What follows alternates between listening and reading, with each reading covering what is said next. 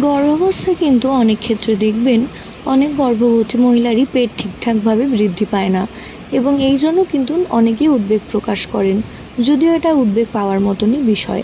তো গর্ভাবস্থা সাধারণত সৃষ্টিকর্তার দেওয়া একটি আশীর্বাদ স্বরূপ। এই সময় আমরা কেউই চাই না যে গর্ভের সন্তানের কোনো রকম ক্ষতি হোক কিংবা আমাদের কোনো রকম ভুলের কারণে বাচ্চার কোনো রকম ক্ষতি হোক।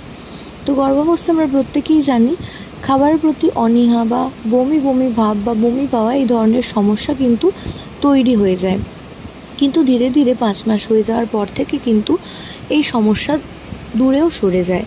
তো এরপর থেকে কিন্তু খাবারের প্রতি চাহিদা বা খাবারের প্রতি আকর্ষণ বৃদ্ধি পেতে শুরু করে। কিন্তু অনেক ক্ষেত্রে দেখা যায় অনেক গর্ভবতী মায়ের খাবারের প্রতি অনীহা এবং তারপরেও 5 মাস হয়ে যাওয়ার পরেও অত্যাধিক পরিমাণে বমির কারণে তারা সেইভাবে খাবার খেতে পারেন না। এই কারণে কিন্তু গর্ভবতী মহিলার সাথে সাথে গর্ভের শিশুরও পুষ্টি ঠিক মতন সঞ্চার হয় না, যার কারণে কিন্তু গর্ভবতী মহিলার পেটের আকার আয়তনে বৃদ্ধি পায় না। তো গর্ভাবস্থায় প্রত্যেকটা মহিলাকে একটা সুস্থ এবং ডায়েট চার্ট ফলো করা উচিত, কারণ ডায়েট চার্ট ফলো না করলে কিন্তু আপনাদের পেটের বা শারীরিক বৃদ্ধি, শিশুর শারীরিক বৃদ্ধি কিন্তু ব্যাহত হতে পারে। তো গর্ভাবস্থায় যে সমস্ত গর্ভবতী মহিলাদের পেট ছোট থাকে, এটা কিন্তু অনেক গর্ভবতী মহিলাদের হাইট বেশি হলে, অর্থাৎ তাদের উচ্চতা অনেকটা বেশি হলে পেট সেভাবে বোঝা যায় না। কিন্তু যে সমস্ত গর্ভবতী মহিলা আবার বেটে খাটো কিংবা উচ্চতায় যারা ছোট, তাদের কিন্তু আবার পেট খুব সহজেই বোঝা যায়। তো এটা নিয়ে কিন্তু চিন্তা করার বিষয় নয়।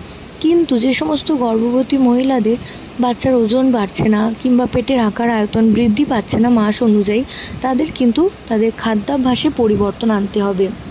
এবং পরিবর্তন আনতে গেলে প্রথমেই তাদের কিন্তু যে সমস্ত খাবার খেতে হবে সেগুলো হচ্ছে দুধ, দই এবং পনির জাতীয় খাবার কিন্তু খাদ্য তালিকায় বাড়াতে হবে। এছাড়াও প্রোটিন জাতীয় খাবার, মাছ, মাংস, ডিম এই সমস্ত খাবারও কিন্তু বাড়াতে হবে। এছাড়াও গর্ভে শিশুর ওজন বাড়াতে গেলে খেজুরের কিন্তু ভূমিকা অপরিহার্য। আপনারা প্রত্যেক দিন 3 থেকে 4টি খেজুর খেতে পারেন। তার সাথে সাথে কিন্তু আপনারা প্রত্যেকেই বাদামে জিঙ্কের মাত্রা অনেক বেশি থাকে, যেটা কিন্তু শিশুর মস্তিষ্কের বিকাশের সাথে সাথে দৈহিক বিকাশে অনেকটা বেশি সহায়তা করে। এছাড়া প্রোটিন জাতীয় খাবারও কিন্তু এই সময় গুরুত্বপূর্ণভাবে ইনটেক করতে হবে। কার্বোহাইড্রেট মাত্রা কিন্তু ঠিক রাখতে হবে। প্রত্যেক দিন কার্বোহাইড্রেট খেলেও বেশি মাত্রায় খাওয়া যাবে না। প্রোটিন জাতীয় খাবারের প্রতি কিন্তু গুরুত্ব বেশি দিতে হবে।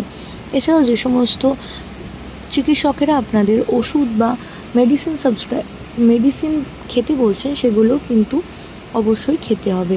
তো এই যে ডায়েট চার্ট, সেটা ঠিকঠাক মতো পালন করলে কিন্তু আপনাদের পেটের আকারও ধীরে ধীরে বাড়তে লক্ষ্য করবেন।